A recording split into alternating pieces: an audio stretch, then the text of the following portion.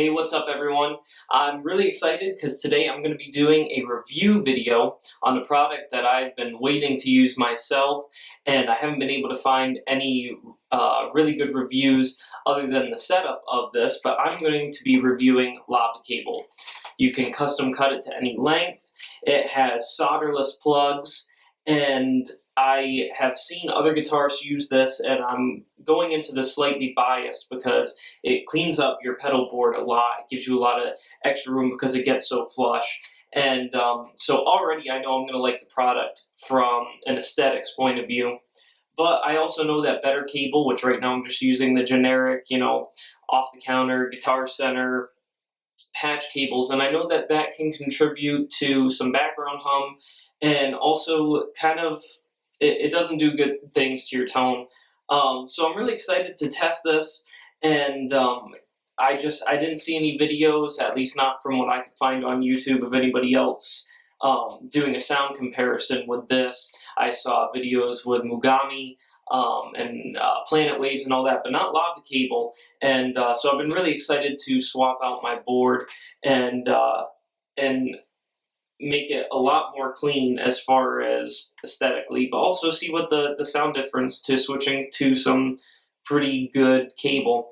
Also, just so you know, I'm going to be playing through my PV JSX 212 combo with a Shure SM57, and I've got everything, the amp, the computer with the DAW, and everything is plugged in through a Furman power conditioner. So here we go. Let's get this thing going. Alright, so here's my pedal board. This is obviously before I change out the cables. You can see the Guitar Center generic patch cables, as well as a few extra longer runs.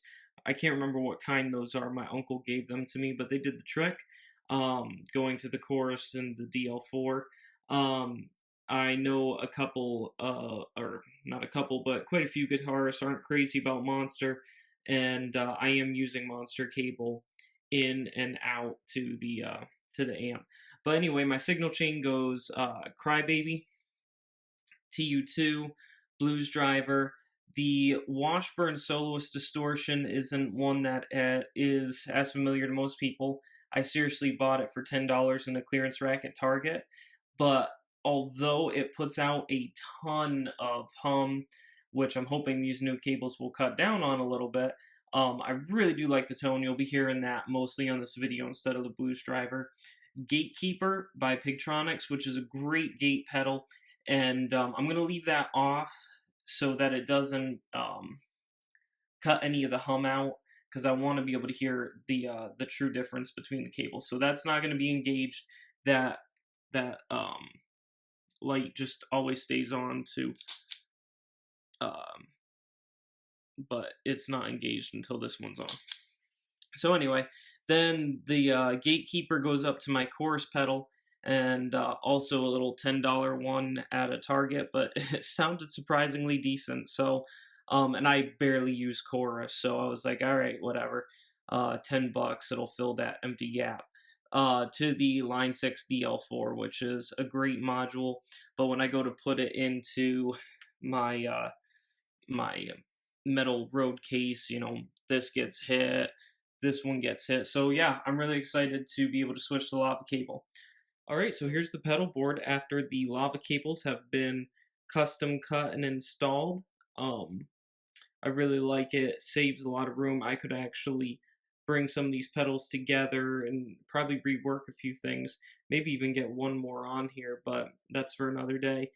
And yeah, the only problem that I seemed to run into was that little, I'll add a link to a video that Lava Cable made on how to custom cut these, but they said when you're pushing the cable into the adapter that you should hear a pop, and that didn't always happen. I think I finally figured it out towards the end, but I struggled with that a little bit in the beginning.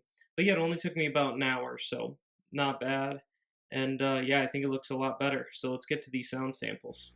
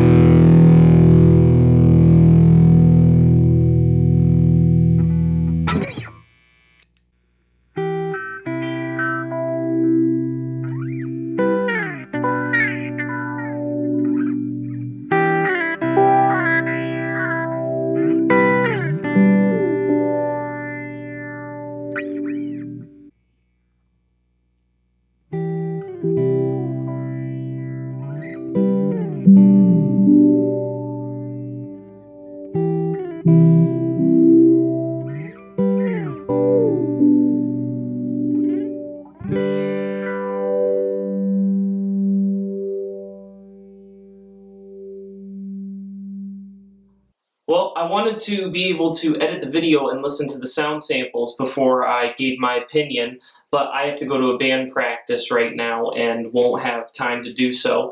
I wish it had cut back on the hum like I hoped it would, but that pedal, like I said, is I just videoed it with my cell phone, but like I said, it was just a inexpensive pedal that I picked up for literally $10. I really like the way it sounds, but it is a pretty noisy pedal.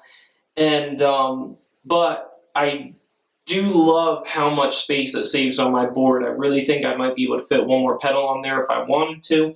I think it looks a lot better. As far as tone, and I'm going to have to edit the video later and see what I think, but it felt in the room like it gave a nice boost to the bass, a nice clarity to the bass that wasn't there before. At least that's what it sounded like in the room. I felt like I had a little bit more sustain on the distortion. It was just like when I hit it, that it just kept ringing out. That's something I did in the video. I was just goofing off and having fun because I've been waiting to put these in my pedal board for a while. But I hope you enjoyed that. I didn't see anybody AB lava cable, and I really had hoped to find a video like that before I purchased it, but figured why not make it myself. So I hope you enjoyed it. I hope it helps. I really like this lava cable, and I definitely will keep using it in the future. So hope this helps you guys, and I'm going to put a link to the lava cable channel down below so that you can see how they assemble the cables. And they did a great job with that video. I didn't need to shoot anything for that. You guys can just go watch it there. And if you enjoyed this, please subscribe to my channel below, and you guys keep rocking.